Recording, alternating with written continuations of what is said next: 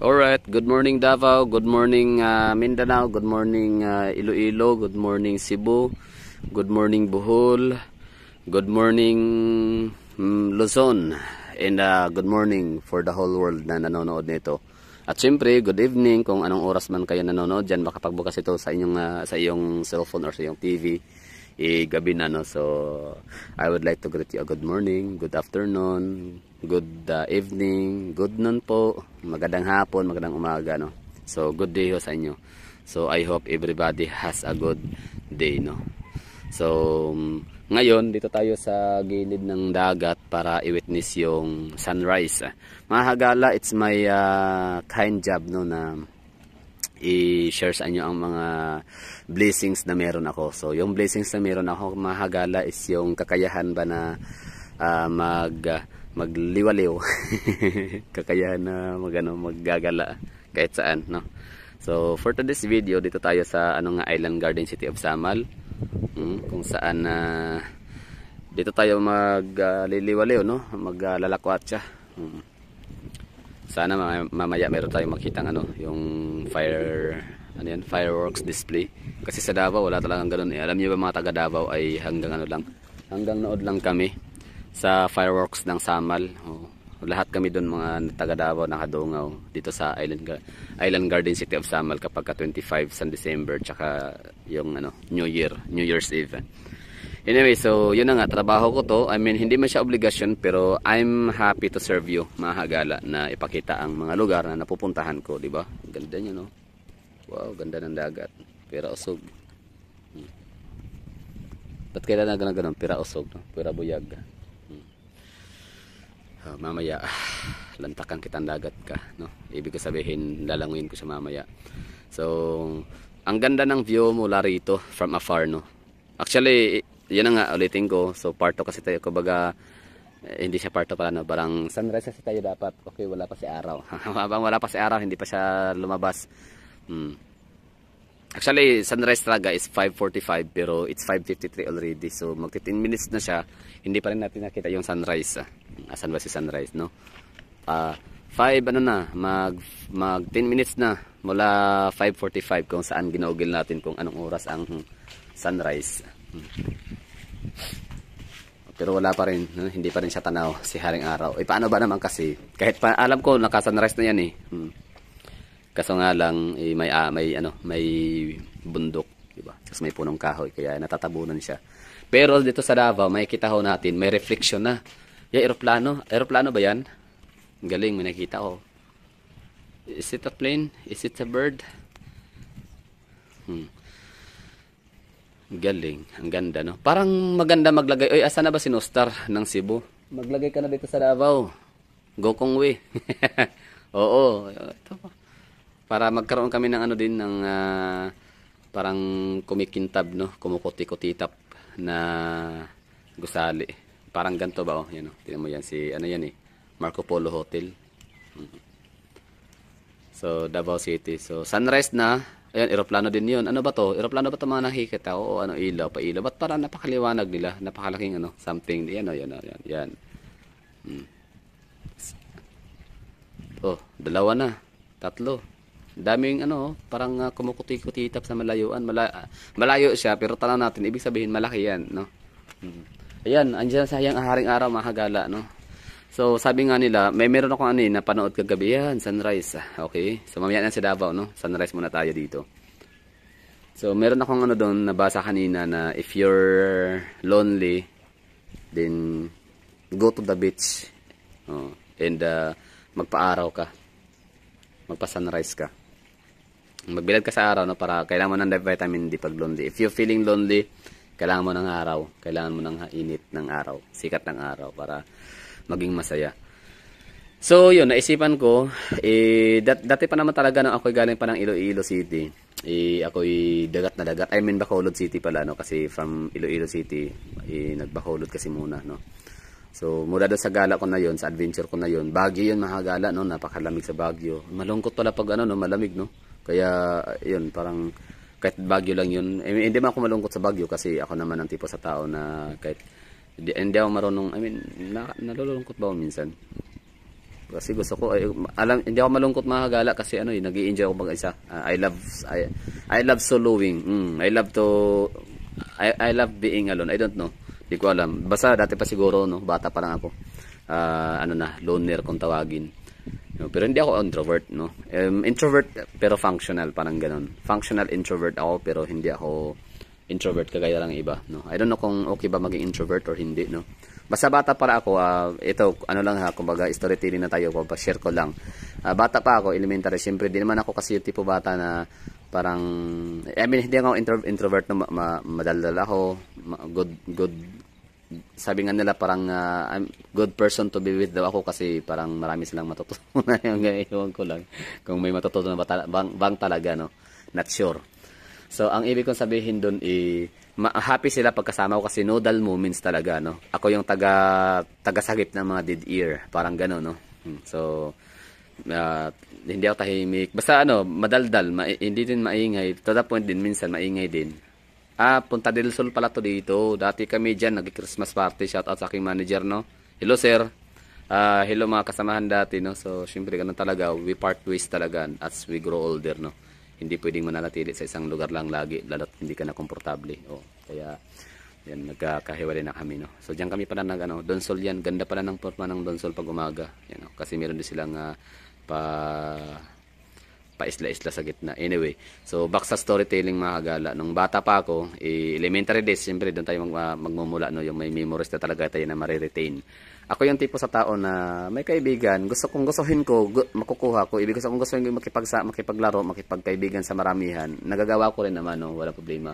Kaso nga lang, I opted to be with someone lang, isa, dalawa, tatlong tao, no. Tapos, di ba may mga loner tayong mga klase talaga na takot mag-recite, tapos takot mag-hands up para magsagot, di ba?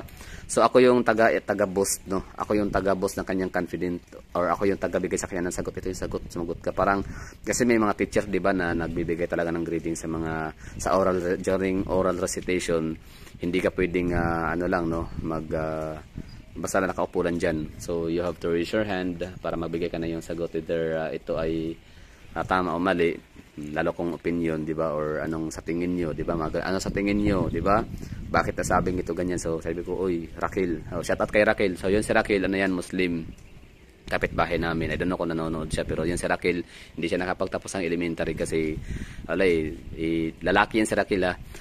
Raquel yung pangalan niya.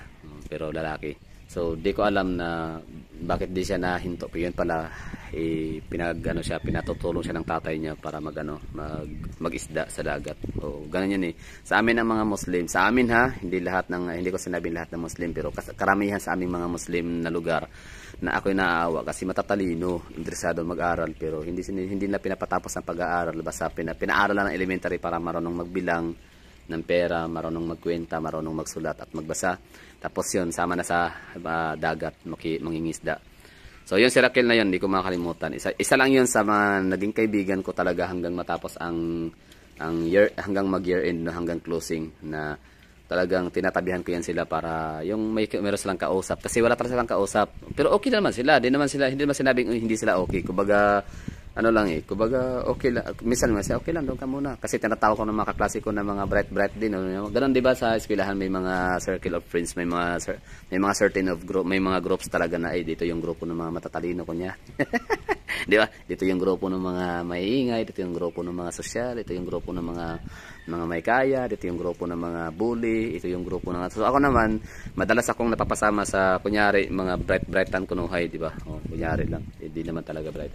Basta lang, parang mga top lang, gano'n, mga honor rolls, gano'n. So lagi akong napapasama doon, and at the same time, basta para ako sa lahat, napapasama din ako minsan sa mga bullies. Kaso nga lang sa mga bullies, hindi ako nang bully, no. Tumatawa lang, pag meron silang binubully, tumatawa ko, pero minsan lumalayo ako sa mga bullies kasi parang enabler na ako noon eh. Ayokong pagtawanan pag mayroon. Natatawa kasi ako kapag may binubully sila. Oo, totoo yan. Pero hindi talaga maiiwasan na matatawa ka. Yung gano'n, di ba? Yung lalo katawa-tawa naman talaga, pero parang ayokong maging enabler, kaya minsan iniiwasan ko sila.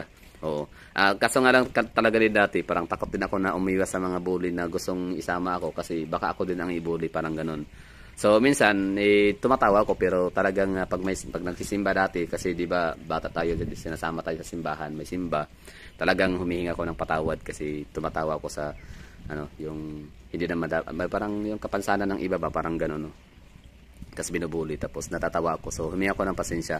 Every dati kasi 'di ba naalala niyo sa Kristiyano sa Roman Catholic kapag Holy Week. Chismisan tayo dito, kwentuhan, kumbaga storytelling mahagala while witnessing sunrise. So ngayon, bakit tayo napunta sa storytelling elementary? Kasi nga, pag ikaw ay masaya, tumawa ka, pero kung ikaw ay malungkot, magpa-araw ka, ganyan. So yan, hiring araw, no? Magpa-sunrise tayo dito. So dapat ko tong ginawa nung galing pa ako ng Baguio na malamig. So yun, napag-usapan ang lamig, malungkot, tapos mapag-isa, di ba? So di ako I'm not a loner, pero I opted to be alone, parang gano'n, no? Parang mas na-enjoy ko ang sarili ko na yan nga mag-vlog, lahat-lahat ng mga activities na ako lang mag-isa.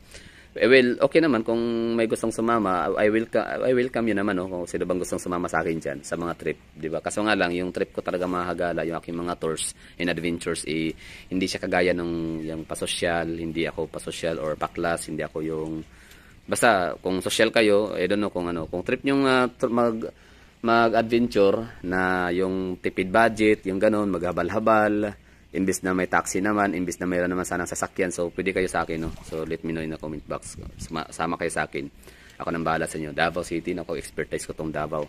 Anyway, so balikan natin yun si Raquel. Yun na nga, bali napapabila sa bully minsan sa mga athletic, no? Ayan, tropa din ng mga athletic at mga bully, tapos sa tropa ng mga taga row 4, yung taga likod ba, taga backseat, no? Yung mga taga backseat kasi yun yung mga parang mahihina sa klase, sa academics. Kasi hindi sila masyadong active. I mean, basta mahina sa klase, mga taga row 4, no? Yung hindi alam yung mga topics and discussions nga sila pag quizzes in the test kasi wala nga silang alam kung anong pinag-uusapan sa harapan kasi nga taga row 4 nga sila kung tawagin, di ba? Yung medyo behind sila sa klase ba, ganun. So minsan din ako doon pumupunta. Masaya rin kaya sa kanilang grupo sa likod kasi puro ka tarantaduhan ka, puro nonsense, di ba? Kahit nonsense siya pero nakakatawa. Parang itong ginagawa ko. Baka nonsense to, no? Pero natutuwa sa ginagawa ko, nagba-vlog parang nagre-report lang, ganun. So mga hagala, si Raquel, asa na kaya si Raquel ngayon, no? Yung kanyang mga kamag-anak, hindi ko naman siya nakikita yung mga kamag-anak, kinukumusta ko ba sa mga kamag-anak? Minsan punta ako doon sa kanila, puntahan ko yun. Basta marami ako mga kaibigan from grade 1 hanggang sa nagtapos ako ng high school. I never go to college, mga hagala, no? Di ako nag-college siya, syempre, mahirap lang. I mean, ibig ko sabihin na hindi pala rason yun, sorry. Hindi ako nag-college, no? Kasi in some reasons, sobrang daming rason, no? Pwede sa support, pwede sa kung ano pa man. So, okay lang din naman, no? I can find ways naman din talaga how to survive without a degree, without a college diploma. Anyway, yun na yun. Bali, sunrise na siya. Ang ganda ni sunrise, di ba? Lahat naman tayo ay makakita ng sunrise. Yun! Dang-dadang! Oh, sarap sa feeling. Grabe, no? So, kung ikaw ay masaya, tumawa ka. Pero kung ikaw ay malungkot, magpa-araw ka. Yan mahagala. Yan ang lagi kong advice sa inyo. Actually, dati talaga nung kakasimula ko palang mag-vlog nitong channel na to, di ba, lagi kong lumalabas. You don't have to be rich, you don't have to be abundant, no? Para lang makapag-travel. Travel, from the world travel. Kasi ang iba kasi, dito sa atin, no? Pag sinabing travel, agad naisip natin, kailangan jet seater ka, di ba? Kailangan Palawan, kailangan Boracay. Yun, ganda ni araw. Thank you for sunshine, thank you for rain, thank you for joy, oh, thank you for pain. It's a beautiful day, Lord, I thank you. Okay, Lord, I thank you for sunshine, thank you for rain, thank you for joy, oh, thank you for pain. So this a beautiful day, I don't wanna act so high and mighty, 'cause tomorrow might be falling on my knees. Lord, I thank you for sunshine, thank you for rain, thank you for joy, and thank you for pain. Diba? Balik-balik yung lyrics, diba? Ang ganda ng lyrics na yan, ng kanta. Viral kaya yung bata na yan, African, no? Sa eskwelahan. I don't wanna act so shy and... hindi pala shy.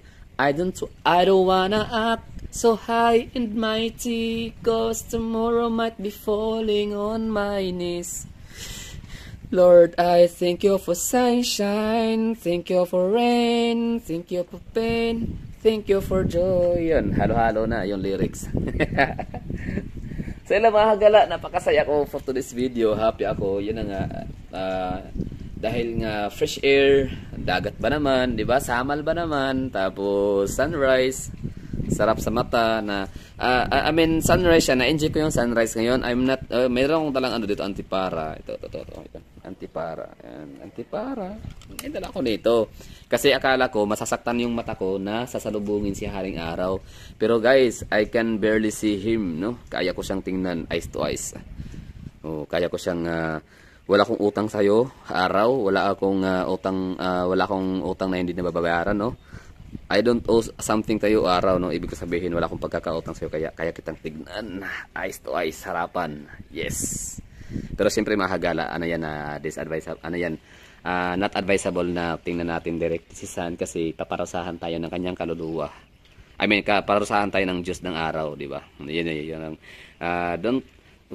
superstitious belief, no? Bakit gumagamit ang bakit hindi pwedeng tingnan si Haring Araw, no? In the naked eye, no?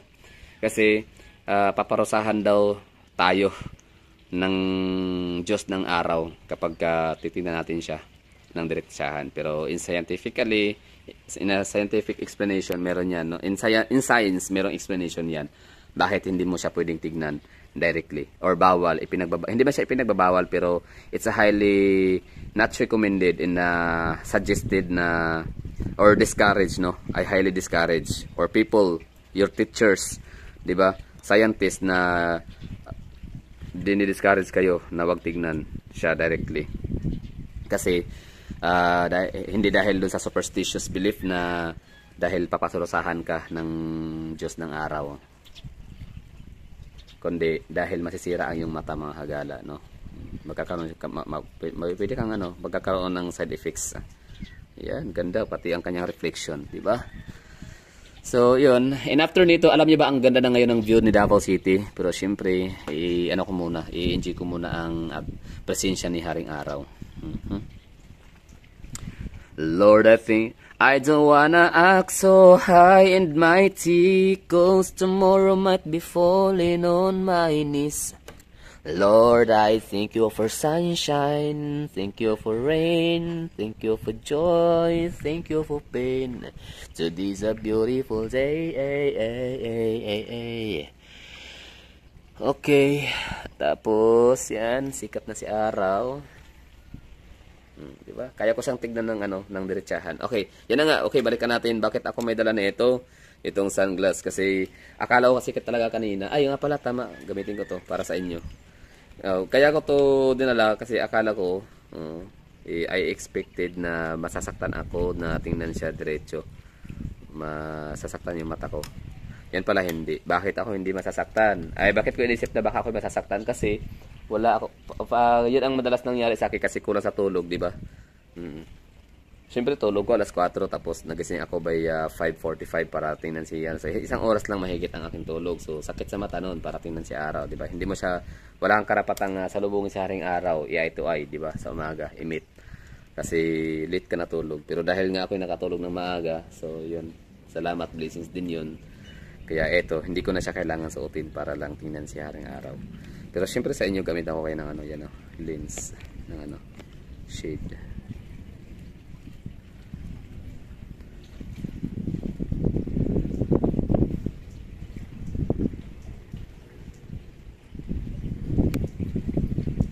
Nice one.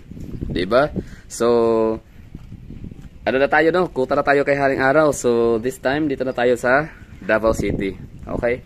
So, we are turning our camera sa Talikod Island Garden City of Sangal pa rin, mga hagala. Tapos, dito naman na area. Di ko alam kung anong bundok ito, mga hagala. Pero, bakit talaga parang feeling ko si Mount Mayon ito? Yun, may isda pati. Dami. Oh, isda. Diyos ng dagat, pahingin naman ng isda. Okay, so ito talaga siya. Laging curious ako dyan kung sino yan.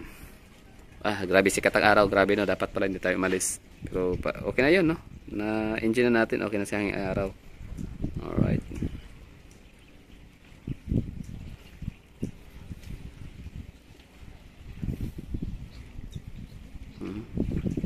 Parang sinabi niya sa akin habang nag-video ako, binablog ko na sana magsimula ako sa Davao. Sabi niya, "Uy, di pa ako tapos.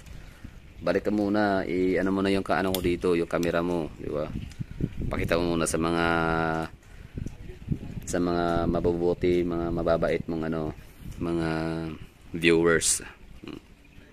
Yan, hi daw, sabi ni Haring Araw, mahagala sa inyo, di ba? So, hi. Hi, Haring Araw, di ba? Oy, di tayo baliw, ha? Whew, sarap sa feeling. The best. Thank you, Lord. Thank you for sunshine. Thank you for rain. Thank you for joy. Thank you for pain. To this a beautiful day. Ay. Diba? Ganda, no? Nice one. Okay na. So, we're done kay Haring Araw. Okay, balik na tayo dito. Tama na, Haring Araw. Sobra ka ng pasikat, ha? Sobra ka ng pasikat. Tama na. Bukas ulit. O sunod na araw. Happy na tayo. Salamat sa sa iyong pagbulaga sa atin, sa iyong blandahan na labas. Anyway, so ito curious ako dito Iano natin to. Curious ako dito itong bundok na to. Mga taga Davao, mag-ingay, taga Mindanao. Ito ba Jensan ba to? Santa Cruz, Davao del Sur. Anong bundok ba ho ito? Kasi parang meron siyang perfect cone, no? Ano sa tingin nyo? Anong bundok kaya ito? Ay, zoom in natin na zoom out. Yan, zoom out. Baka isipin nyo nasa Bicol. Ako wala sa Bicol, wala sa Albay. Davao yan, Davao. That's Davao City.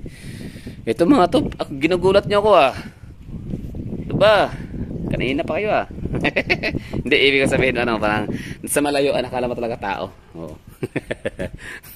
Parang yun na lang ginagawa na kasi walang tao sa lugar. Paano ba naman kasi ang mahal, tapos may corkage, may basta hindi napakamali nung kulang sila sa marketing staff, no? Marketing strategist. Ma-pride ang mayari ng may pride or ego, no? Hindi nila iniisip na the more people you'll help, the more money you'll make, di ba? So, kung gusto mong yumaman, tumulong ka ng maraming tao, di ba? Ganun yun. Gusto mong yumaman, gusto mong darating ang maraming grasya, blessings sa iyo. Money will attract people. Money will attract money. And then, basta bahala kayo dyan. Okay, balik tayo dito sa sa sandal. Sa ganda talaga ni Haring Araw. Yan, yun. Sabi niya, balik ka dito, ganda ko. Balik ka dito, harap mo yung camera. Hindi pa tayo tapos. We're not done yet. Sige na nga, yan, Haring Araw. Sila mahagala, sana lang ay nagustuhan nyo itong mga kwentong ko dito, kwentong barbero. Mga kwentong wala naman, di ba? I don't know. Basta yan lang, I'm not a loner. I mean, siguro loner person, pwede na akong may treat as a loner person. Pero siya, choice ko to, no? Parang ang sarap kasi maglakad, ang sarap magbiyahe, ang sarap sa feeling na basta yung wala kang inaalala. Ganito pala yun. Kumbaga pala wala pala akong kakayahang mag-handle ng pressure. Kaya pala nung nag-manager na ako, tinanggal ko yung pagiging manager. Tunay, sinuli ko, di ako tumagal. Ganito, promote ka na. Congratulations. Kinongratulate ako ng mga kasamahan, ng mga nakatrabaho dati, no, ng mga lahat ng mga branches na nakasama ko, parang sana all. Congratulations. So masaya naman ako. Tapos alam nila, I know na yun talaga ang pupuntahan mo. I know na you'll get there, no, sa sobrang galing mo ba naman, di ba? Angas mo, astig mo, tawag nito, galing mo talaga, no.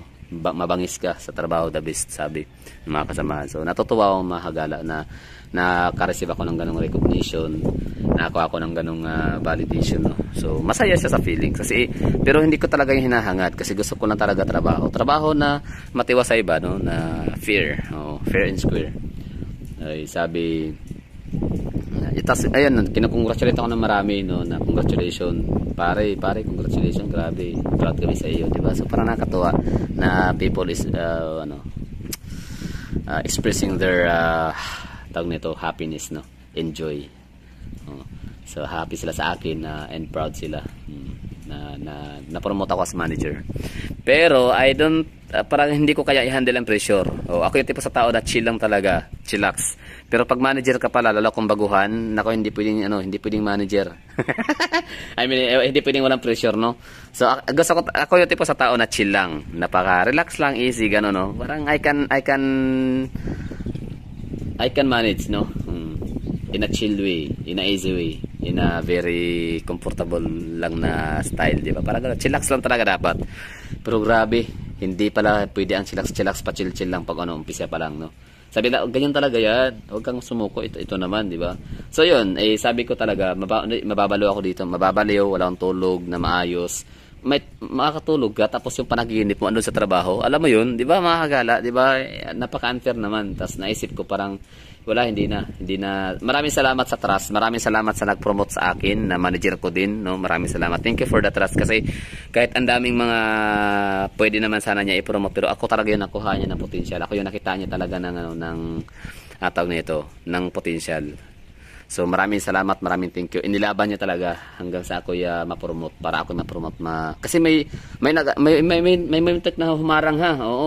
Oo, ba't gano'n, no? May mga kontrabida din talaga. Parang meron ako, sabi niya, hindi, gagawin ko lahat para hindi ka ma-promote kasi tayo, ganito, ganyan. Kasi meron kasi akong isang manager din na nadadaanan, ngayon, parang siya yung magiging way, parang, hindi man magiging way, basta, paano ko ba sasabihin to? Ano ba yung tamang word? Basta, so nagkita kami, surprise siya, ha? Ikaw pala ikaw pala yung mapopromote na ganito, ganyan. Ako, paano ba yan? May problema tayo. Aba, parang mahihirapan ka yata. Oo, sabi niya, parang mahihirapan ka yata na ganito, ganyan, di ba? Parang, paano yan? Ako pa, dadaan ka pala sa hukay. Kaya mga kagala, ganito yan na, huwag kayong magsunog ng bridges. Oo. Don't burn bridges talaga. Kasi that's your way.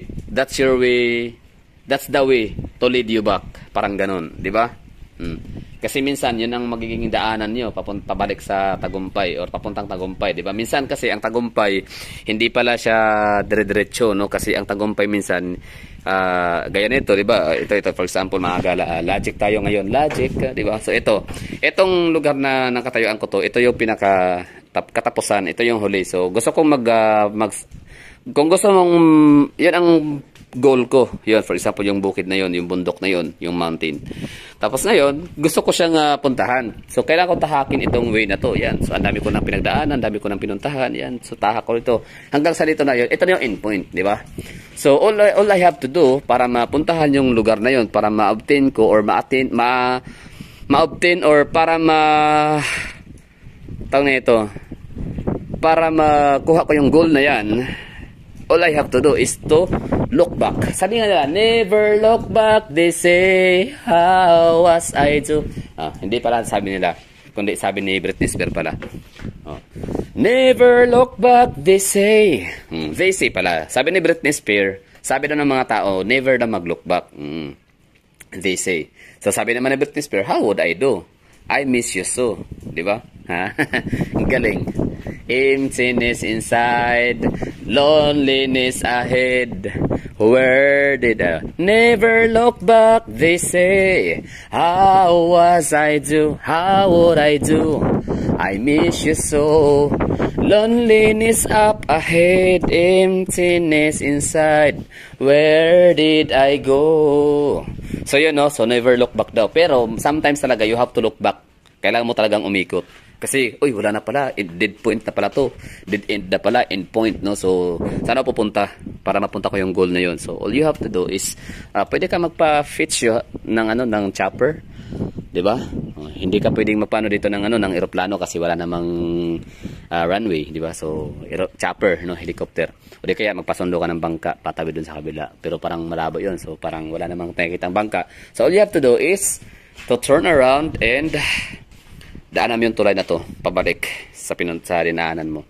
So ngayon, kung sinunog mo yung bridge na yan, wala kang kung sinunog yung bridge yun, tapos ang iyong pangarap na mapuntahan yung lugar na yun. Kasi babalik ka dito para magbayad ka. Balik ka dun sa Barge, tapos ka ng Davao, tapos puntahan mo yun. Diba? So ngayon, sinunog ko tong bridge na to, so trap na ako dito. So don't burn your bridge. So yun na yun, ang ginagawa ko daw kay Madam, kay Madam Manager. Hindi naman sa I'm not burning bridges, no. Ang problema nga na umalis ako ng ano, kumbaga walang closure ba sa kanya. Umalis lang ako, hindi ko sinabi ang problema na may problema sa sabi nagkaroon kami ng ano confrontation. Sabi niya, meron ka palang problema, tinanggap kita ng maayos, nag-apply ka sa akin ng maayos, pumunta ka sa akin ng maayos, tinanggap kita ng maayos, masaya ko nandoon ka. Sabi ko, hindi ko nakita yun, madam, na masaya ka. May drama, di ba? Hindi ko nakita yun, madam, na masaya ka. Oo, nung time na andun ako, puro kalbaryo inabot ko. Dami akong problema sa mga tao mo. Hindi ako pinapakinggan kasi bata lang ako. Lahat kayo magaling, lahat kayo matatanda, lahat kayo may edad, lahat kayo mga pro, lahat kayo mga antag dito, mga superior.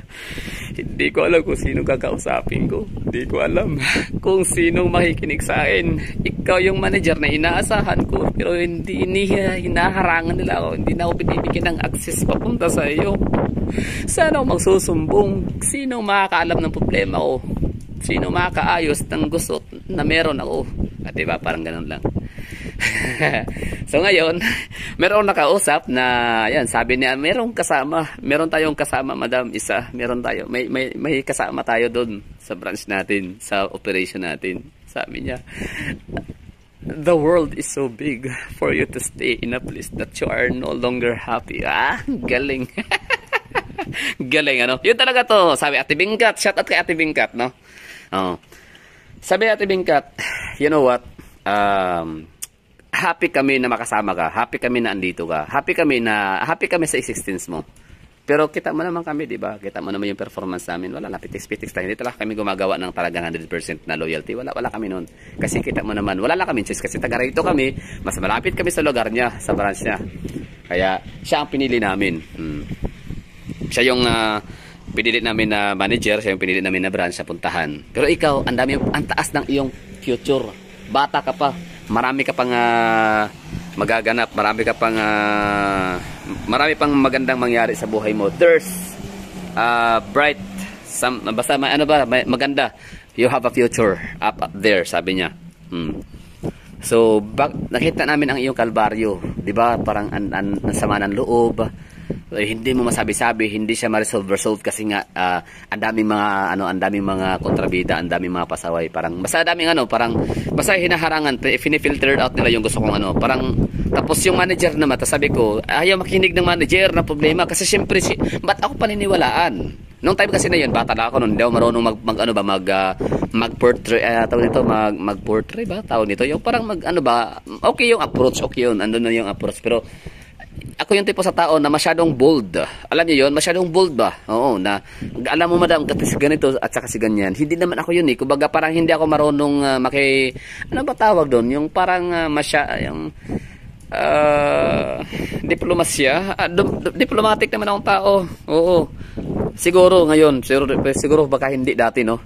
So siguro parang ang dating dati, parang sinisiraan ko si ganito, si ganyan. Parang nagsumbong lang ako kasi ang may mali nun, madam. Kasi nalasing kasi kami nun, mga hagala. Nalasing. Sobrang nalasing ako nun. Tapos yun pala yung way nila. Kasi kabataan ko pa noon, gusto na lasing. Yun, inuman habang nasa trabaho, di ba? So, syempre kasiraan yun sa company, kasiraan yun sa branch operation. So, yun, nagalit sa akin. Talagang grabe talaga yung mga yun. Pero, yun, napromote din naman yung mga panuhak. Napromote din naman sila, pero nawala din, no? Tapos may mga problema. Ako naman talaga, gusto ko talaga gracefully na lalabas ako sa company, no? Yung walang sabit, walang unfinished na kontrata, yung walang problema ba, no? So binalik ko lahat, no? Ibig ko sabihin, umalis ako sa gracefully na pag magkaharap-harap kami in the near future, o di ko alam kailan, no? So at least meron akong task, no? Di ba? Oy, kumusta, ganyan, ba't ka umalis yung gano'n? Hindi yung, tinanggal ka pala. Di ba, ang pangit tong tinanggal, di ba? Pag tinanggal ka, ang pangit nun. Sa amin na company, pag tinanggal, or iniluwa, pangit talaga nun. Walang yun, hindi siya magandang, tawag nito, hindi siya magandang reputasyon. Pero pag ikaw yung umalis, ikaw yung nag-resign, ang sarap nun sa feelings kasi pwede ka pang bumalik, di ba? Tas sayang, nag-resign ka. Ang pinapangarap ng iba, binabasura ng iba ang pinapangarap mo. Binabasura mo ang pinapangarap ng karamihan, 'di ba? Ang iba nga himod puwet, 'di ba? Didilaan yung puwet para lang ng amo, ng manager, para lang talaga makuha yung posisyon. Tapos sa'yo, binigay sa iyo organically, 'di ba? Hindi mo ginawa yung himod puwit para lang makuha yung ano, yung part na yun. Pero ayan, at the end of the day, ang ending sinuko mo rin pala. So siyempre sabi ko, mental health na kasi yung ano natin dun yung pinag-uusapan. Parang okay, hindi nakakatulog naman, pero kumusta naman yung tulog? Mahimbing ba? Siyempre hindi mahimbing ang tulog kasi nasa trabaho, di ba? Tapos pressure yung mga ganito ganyan, report, kailangan ko na yung ganito ganyan, patay tayo dyan. Tapos tao pa, di ba? Alam niyo, basta mahirap. So sabi ko, parang hindi ko to deserve. Tunay. Oo, binata lang ako. Hindi ko deserve, no? I deserve something better. Ibig sabihin parang yan na nga, ito pala pagba-vlog. Dito ako nag-i-enjoy na. Ang kita dito maliit man. I mean, tama lang ang ano, hindi siya maliit, hindi rin malaki. Tama lang yung ano. Basta taxpayer ako, okay yun. Happy na ako doon na nakapag-contribute ako sa mundo. Kahit paano ng finances, no? Hindi man talaga nakakadagdag ng napakalaking portion, no, sa GDP ng buong mundo. At least nakapag-contribute, no. abog lang ko sa kalibutan, pero at least, no, I contributed something. So yun lang mga gala. So thank you for watching. Ako'y happy na andyan kayo lagi sa akin, nakikinig, nanonood. I don't know kung umabot kayo sa point na video na to. Basta happy ako. So shout out kay Raquel. I don't know kung asan ka na. So naalala ko yung batang yun. Binubuli kasi yun. Binubuli siya. Tapos hindi siya pinagtapos ng pag-aaral ng kanyang mga magulang. Hindi ko na siya nakita nung high school. Kasi siyempre basta sa amin kasi pag Muslim ka na, sa Muslim ha, sa amin na lugar. Hindi lahat kasi may mga Muslim din naman na mga lalaki sa amin na naging professional. Pero karamihan kahit gaano katalino yan, pati babae sobrang talino. Tapos alam niyo yun. Tapos wala na, biglang nalaman na namin na sa abroad na. Nag-a-abroad. Kasi dati kasi 'di ba 90s, naalala nyo, pinipiki yung yung edad kahit 14, 15 pinag-a-abroad na. Tapos gagamitan ng birth certificate ng ibang tao, pinipiki para makapagpunta ng Saudi at makapagtrabaho. Ganun yun, nakalungkot lang, pero sayang kasi pwede silang maging guro, pwede silang maging nurse, pwede silang architect o kano man ang kurso nila kasi matatalino Nakalungkot lang talaga, no, na hindi lang, at saka hindi lang Muslim ha. It's generally, in general, Filipino in general, ganyan ang mindset ng mga Pilipino noong araw ng mga magulang, na kapag yung anak may lakas na ng boto, malaki na ang boto-boto, pagtrabahuin na yan, hindi na niya pag-aaralin, di ba? Walang kwenta na, ako umiinit ulo ko pag-usapan yan, yung ginagawang investment yung mga anak, yung mag-anak sila ng marami para pagdating ng pag lumaki na mauutusan na, mapapakinabangan, magagamit mga puisit manday ko, di ba? Nakabad trip, no, yung mga ganon, na may potential yung mga bata, may mga talent, may mga skills, pero ang ginawa yun pinasama sa sakahan, di ba? Hindi pinagtapos ng elementary or ng high school, hindi sinuportahan. Kasi gusto na ng mga magulang tumulong sa sakahan, tumulong sa dagat, sa bukid o kung saan mga anong tulong yan, di ba?